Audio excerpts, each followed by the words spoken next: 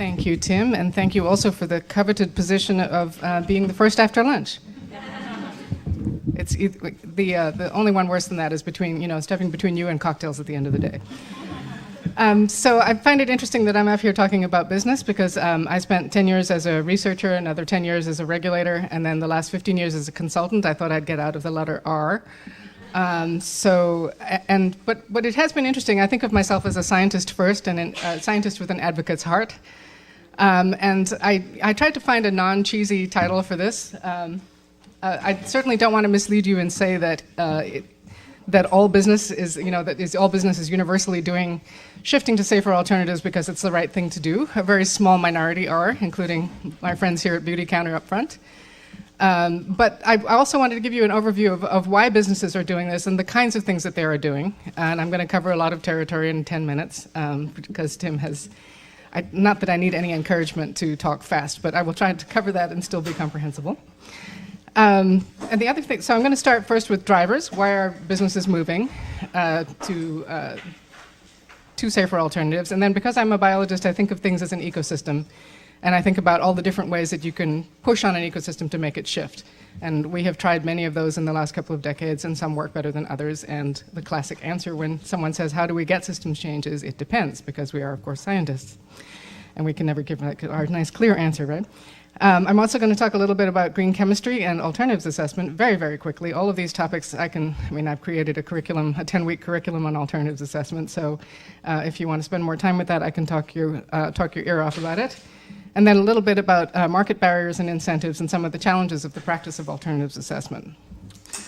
Tim started talking about going beyond regulation, and I would agree with him. I started as a regulator, and I feel like it needs to be there as a floor for the worst of the worst businesses, but it is kind of what I would consider to be a lagging indicator, right? It's not often a proactive thing to move businesses forward. Is there a clicker, or am I? There's my elbow on the clicker, okay. So let's start with some of the drivers. Obviously that was not the thing I was supposed to do. Am I going the wrong way? Aha. Turn the clicker in the correct format. All right, so let's start with some of the key drivers.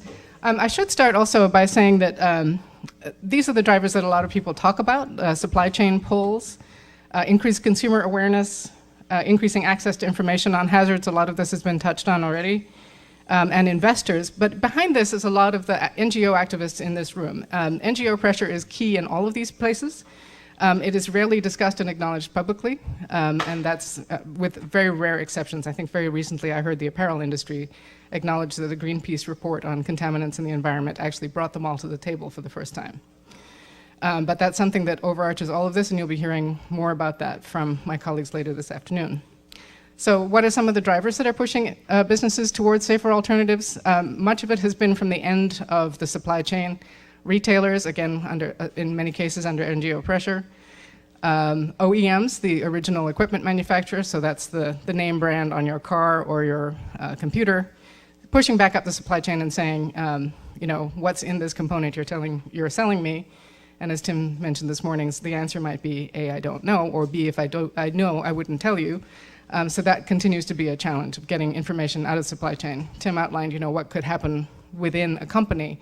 But once that company starts pushing to find out the products that are coming in for them, they also have challenges about finding out what those chemistries are that are coming into their products. Increased consumer demand. We've heard enough about that this morning, so I won't go into more in demand about that. But I will say that is a huge market, particularly now we're seeing young mothers are a huge purchasing segment. I think that sort of visceral sense of, I've just given birth to this baby that's come out of me. So anything that comes into my body or my baby's body, I certainly want to be sure is non-toxic. And they have an enormous amount of purchasing power and a lot of lobbying power. So you'd have to be an idiot in business if you're not looking at that market. And then I would probably highlight here investors is the latest emerging piece that has been somewhat new. As with climate, where we start to see the insurance and reinsurance industries saying, this is too costly. We're starting to see investors saying, look, if you're a business that's dependent, let's say dyes and colorants, that's an area with a lot of toxic chemistry, if you're in a business that's dependent on a chemical that's toxic and is likely to be regulated, you're not a good long-term investment. And again, once again, NGOs are very key in bringing some of that information together. All right, so there are multiple system leverage points. And basically, as I look back at the landscape of the last 20 years or so, when I start to see that businesses are now responding less to external levers and just more to internal levers, these are the things that have helped that shift happen. And these are still key. I mean, like I said, this is only a very small section of business that is actually moving towards safer alternatives in a more or less voluntary way. Institutional purchasing is a huge one. This is taking cities, counties, large health organizations. It's very powerful when Kaiser Permanente says, I'm not going to buy furniture with flame retardants in it anymore because I think it's toxic, and I'm a health organization. It's a huge optics issue there if you're selling flame retardant furniture. Third-party certifications have come in those years as well. And so the three big chunks I'm talking about externally are institutional purchasing, so large purchasers, individual consumers, and workers. We've built tools to help workers translate the information that they get, because they are obligated to get, even though OSHA is subpar at best. There is still requirements for information about chemicals in workplaces, but that's a hard thing for our workers to sift through. So we built a tool that allows them to do that more efficiently, and also to lobby for safer alternatives as they're available. So those are basically all of those together are what I'm thinking of as we've been aggregating and amplifying demand on the demand side of the economic argument. Wow, 5 minutes and barely started. Thank you, Patrick. So Tim wanted me to talk also about emerging business models that have come out in response to some of these external pressures. And one of them is the B Corporation. How many of you are familiar with the B or benefit corporation? Oh, hey. Okay, well, you have to because you are one. Well, it's a bias sample, that's true. Okay, so I will, for those of you who aren't familiar with it, a B Corporation is a model that has emerged in the last 10 years. A B Corporation writes into its corporate charter that it is responsive to all stakeholders, not just shareholders, so it allows them a longer-term planning vision.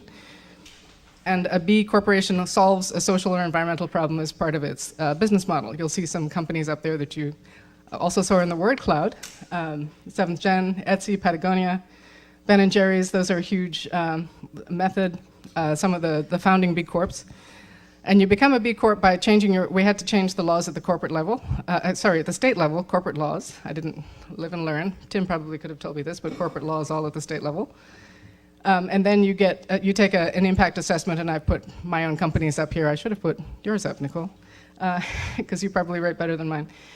So I'm a sole proprietor, so this is a fairly easy thing for me to do. So we look at impacts on government, on environment, workers, customers, community, and governance models. And in my case, because I am the sole worker, although I work with workers in other industries and try to reduce toxics exposure, I'm not being evaluated on that. But the assumption is that every business is going to be strong in one of these areas, and then there are sort of reach goals, stretch goals within each of the assessment areas for companies. Now a very quick tour through sector, some of the positive things that are happening in business. Managing chemicals in the supply chain, measuring impacts, chemical impacts, and then starting to shift to finding solutions to particularly heinous industrial chemical problems across the sector. Or within, they're starting to see that, you don't want to have your market differentiation be that you are a slightly less or slightly more toxic product on the market than other folks in your field, because all apparel, for example, are being made from the same chemicals and with the same supply chain. There are some efforts at the retailer level in apparel and footwear, to a lesser extent in electronics, the auto industry, so a whole lot of large, complex consumer products.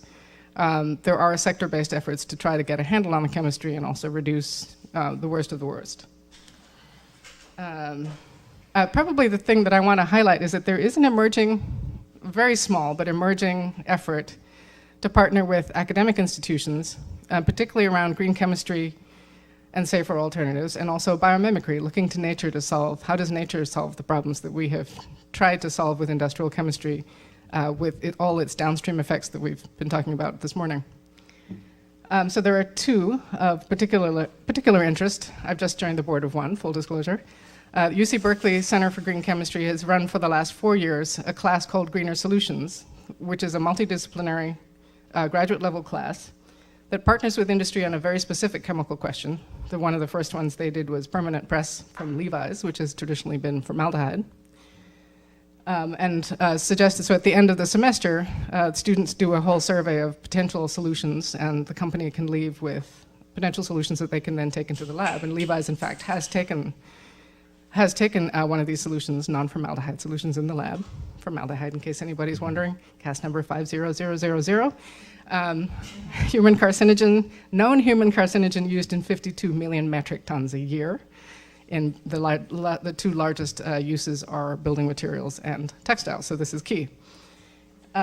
Other things they've done recently, Patagonia has worked with them on a non-toxic mosquito repellent for outdoor clothing. Bio-based colorants for biodegradable plastics, method in 7th generation, safer preservatives for personal care products and cleaning products. I'm going to skip some of these other things, but another emerging area that you might be interested in is GC3. Green Chemistry and Commerce Council has just created a,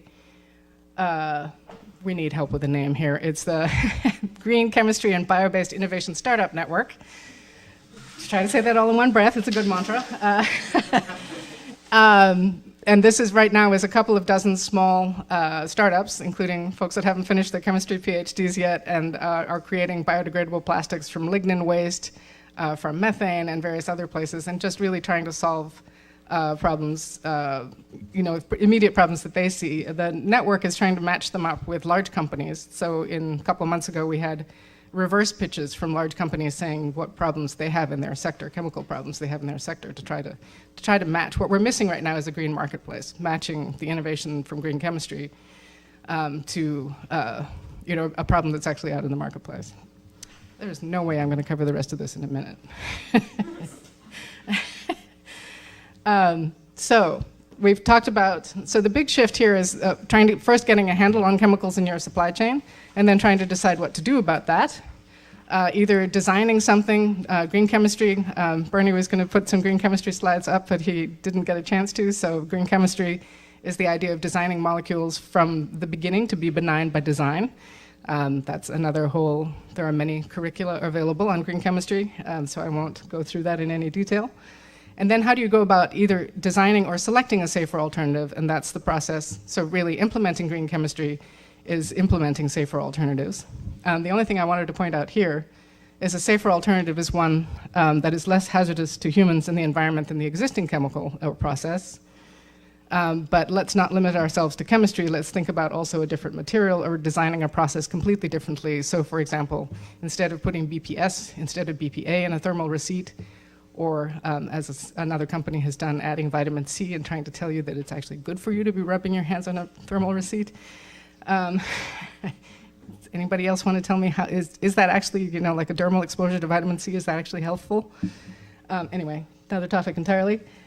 Design it in such a way, I'm stealing this example from Tim, design it so that we don't use thermal receipts at all, but instead use the little, the little square on your cell phone or whatever. And we're sort of moving to that. That wasn't an intentional shift, but that solves the problem in a different way. So thinking in a different way, not just chemistry, maybe a different material, but also maybe just serving that function in a way that's that doesn't involve chemistry. Chemical-free, as it were. Do you want me to keep going on the alternatives assessment piece? No. Here, I'll make you a promise. Yes. You get asked about the alternative. Okay. So I will throw this up here and we'll talk about it in a bit. Tim had asked me to talk about alternatives assessment. This is the process by which one chooses a safer alternative, and this means assessing trade-offs at a broad level. The mistakes that we've made that we see in the environment are mistakes of decision-making mistakes, basically. We've seen shifts like you eliminate CFCs, you get a population of workers that are exposed to N-hexane as a propellant, and we heard about the charms of N-hexane this morning. So in auto repair, and you don't find out until you see the exposure in the workers, right? The peripheral neuropathy, that you've had this regrettable substitution. So we see shifts from one health endpoint to another health endpoint, from carcinogen to reproductive toxicant, from one environmental medium to another, and very often from an environmental medium onto workers. So that's how I ended up in this world. So this process of alternatives assessment, which Tim promises we'll talk about, we'll go through in more detail. We're trying to solve the problem of not making those mistakes. How do we avoid those mistakes in the future? I will say that this adapted version of the alternatives assessment frame is from a report that Catherine Alcantara and I worked with NRDC and Sally Edwards at UMass Lowell on. It should be out in the next week or two, yes, Catherine, don't you think? And it's introducing how do we solve some of the problems of particularly vulnerable populations, and how do we make sure that alternatives assessment takes those into account. We'll talk about alternatives assessment more, and decision making. Really, I can't put up our slides, Tim? Okay. So the other thing you have to do is create models, and this is some of the work I've done with Tim Mullah here and some other folks at UCLA. How do you take all these things that you really are hard to trade off? How do you trade off carcinogens with performance and cost, environmental impact? How do you take all those heterogeneous inputs, as it were, and come up with a solution, and how do you drive those decisions? So we worked on modeling and ways of making that easier to see. So this is in the case of garment cleaning. And then finally, and then I promise I'll shut up. So we now are at a point where we've got aggregated demand. We've got drivers for businesses to move to safer alternatives. We do have some greener options on the market, but they're still not getting up there. So what are some of the barriers to those? This is an incredibly blurry slide, but I will refer you to the report. This is from Green Chemistry and Commerce Council's report in 2015, summarizing barriers and incentives to green chemistry adoption on the marketplace. Some of it I've referred to before as supply chain complexity, confusion in the marketplace, not an adequate demand signal, despite all the noise that we know we've made at NGOs that comes in as a little blip on the radar. And then there are just issues of competitiveness, like how do you do, if an entire sector has a problem, so for example, cleaning chemicals and preservatives, inadequate preservatives, how do you get beyond some of the pre-competitive issues to find a solution that works for all of them? And with that, all right, so we've talked about drivers, various efforts that are happening at the industry level, the practice of selecting safer alternatives, and then the challenges of getting greener chemicals on the market. And with that, I'll hand it off to Tim and Meg.